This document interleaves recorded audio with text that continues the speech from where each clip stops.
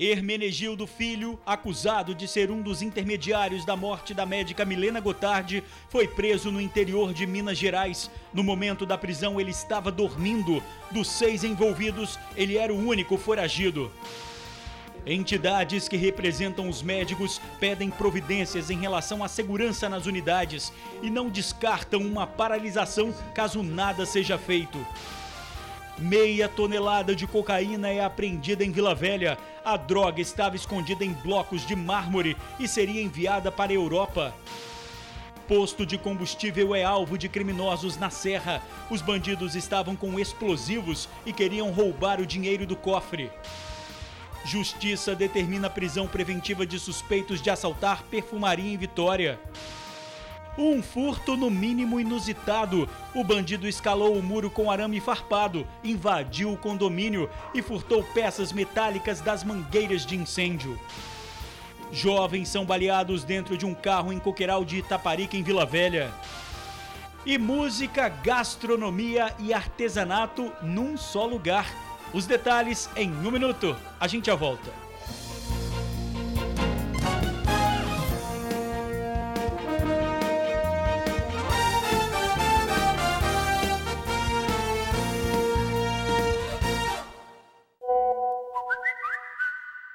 Olá, boa noite. Delegado dá detalhes da prisão e do depoimento do segundo intermediário do crime da médica Milena Gotardi. O marido e o sogro, acusados de serem os mandantes, continuam detidos. Hermenegildo Filho foi levado para a divisão de homicídios no fim da manhã. Ele é apontado como intermediário no assassinato da médica Milena Gotardi. Dos acusados de participação no crime, Hermenegildo era o único que estava foragido. Ele foi preso em uma fazenda na localidade de Alto Capim, no município de Aimorés, em Minas Gerais. Um local ermo, de muito difícil acesso, longe da região urbana de Aimorés. Por isso, ao longo do planejamento das diligências, nós solicitamos caminhonetes para serem utilizadas, e isso se mostrou extremamente útil para o nosso deslocamento, e assim o cumprimento da diligência com segurança, com dinamismo e rapidez. 5 policiais aqui da divisão de homicídios, divididos em 2 viaturas descaracterizadas, saíram de Vitória por volta de 1h da madrugada. A equipe chegou em Aimorés pouco depois das 5 da manhã. A Polícia Mineira se prontificou a ajudar nessa operação caso fosse necessário também, mas não foi preciso. Hermenegildo estava escondido em um cômodo anexo à fazenda. Ele não reagiu à prisão. Denúncias anônimas ajudaram a equipe que investiga o caso a localizá-lo. Em depoimento à polícia, Hermenegildo confessou que estava no local do crime junto com outro intermediário e o executor. Os 3 chegaram no hospital cerca de 1h antes da médica ser morta.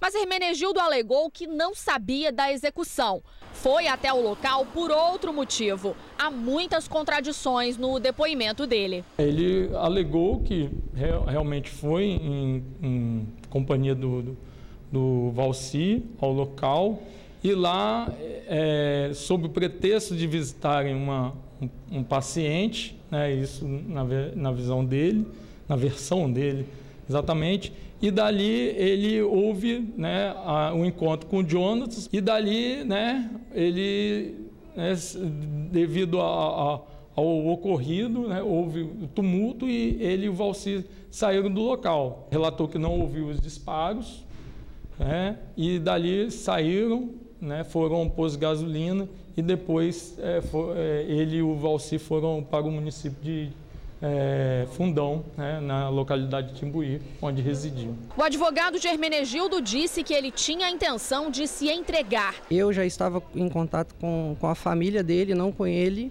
e que nós estávamos conversando no sentido dele já se apresentar. Mas aconteceu a prisão de uma forma já que adiantou, impossibilitou a apresentação dele. As investigações apontam que a execução da pediatra foi premeditada e encomendada pelo marido e pelo sogro dela. O policial civil Hilário Frasson, de 44 anos, e o pai, Esperidião Frasson, de 71, teriam utilizado 2 intermediários, amigos da família há mais de 30 anos, para acobertar o plano e contratar o executor. Hermenegildo e Valcir da Silva, de 49 anos, chegaram a participar da cerimônia de casamento da médica. Eles contrataram Jonatas Alves, de 23 anos, para matar Milena. Jonatas, então, encomendou ao cunhado, Bruno Broeto, o roubo de uma moto para usá-la no dia do crime. Os 6 estão atrás das grades.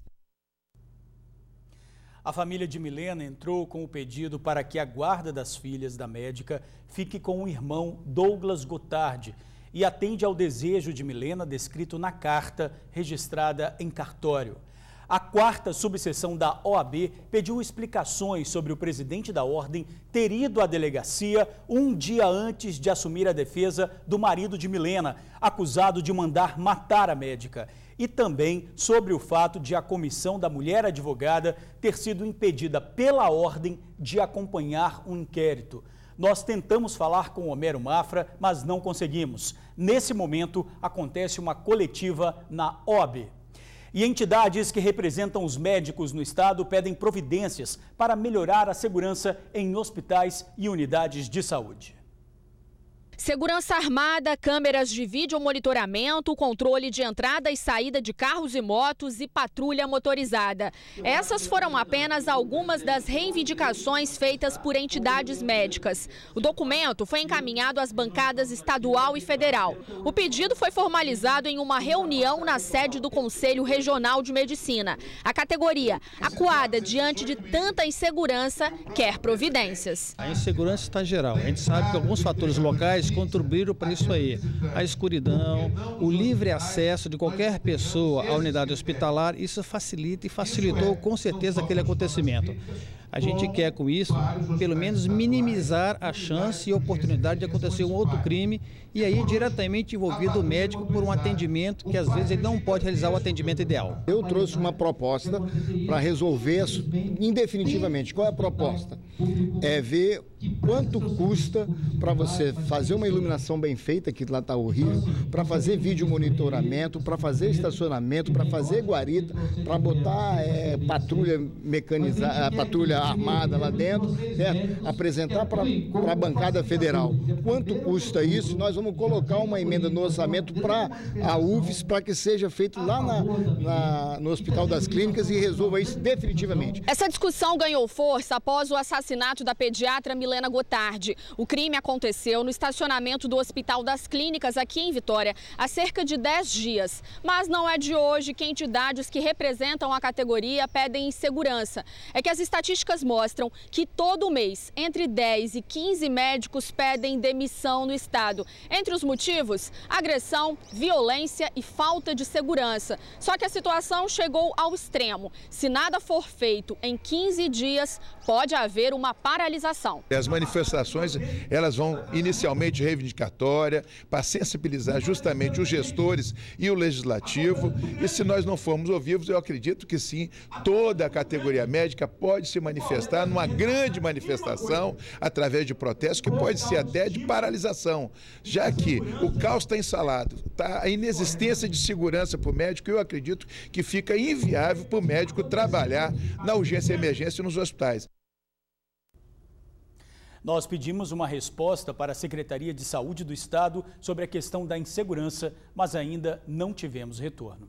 Justiça determina a prisão de criminosos que assaltaram perfumaria no começo do ano em Vitória. Um ex-funcionário da empresa, identificado como Antônio Carlos Soares, foi quem passou informações do transporte de valores da empresa para os bandidos. Vitor Henrique Silva teria dado cobertura para que Caio Barbosa Rangel praticasse o roubo. O assalto aconteceu em maio desse ano no bairro Goiabeiras. Os 3 foram indiciados por roubo qualificado, mas o trio está foragido. Denúncias devem ser feitas pelo 181.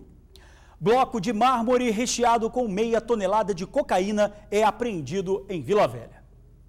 A cocaína estava escondida dentro de um bloco de mármore.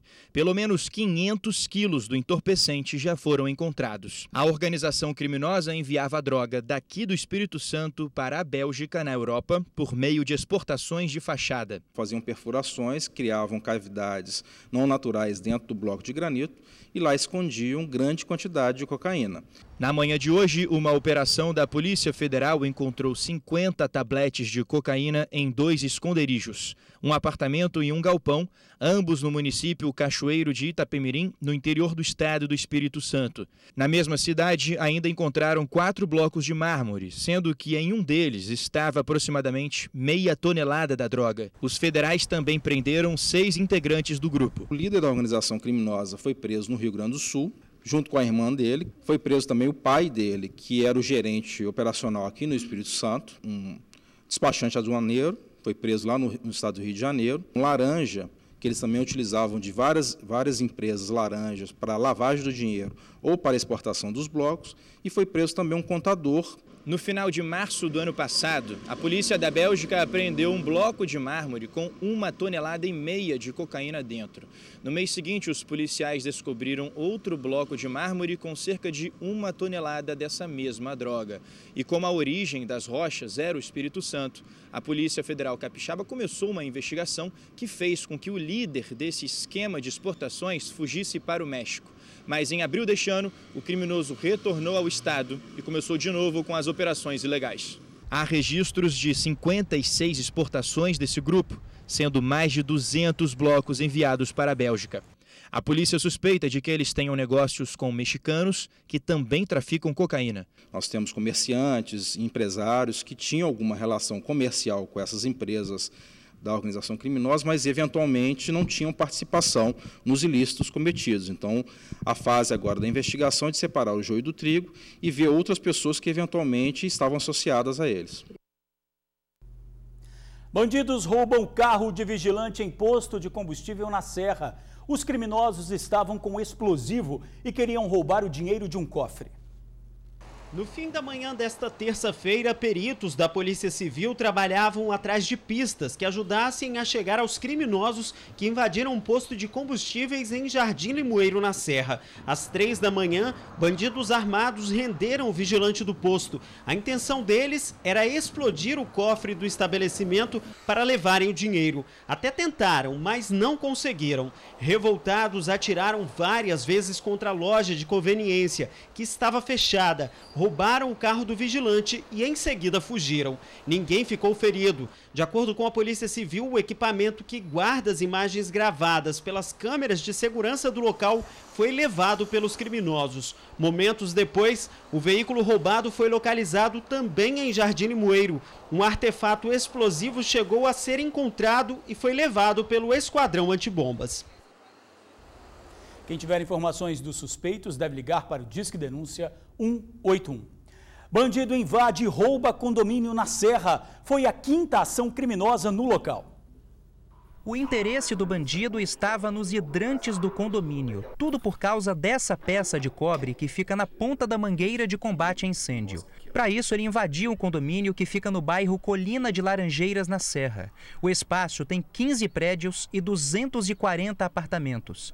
A invasão aconteceu no último sábado pela manhã. Esse vídeo do sistema de segurança mostra o criminoso vestindo um uniforme e levando uma mochila.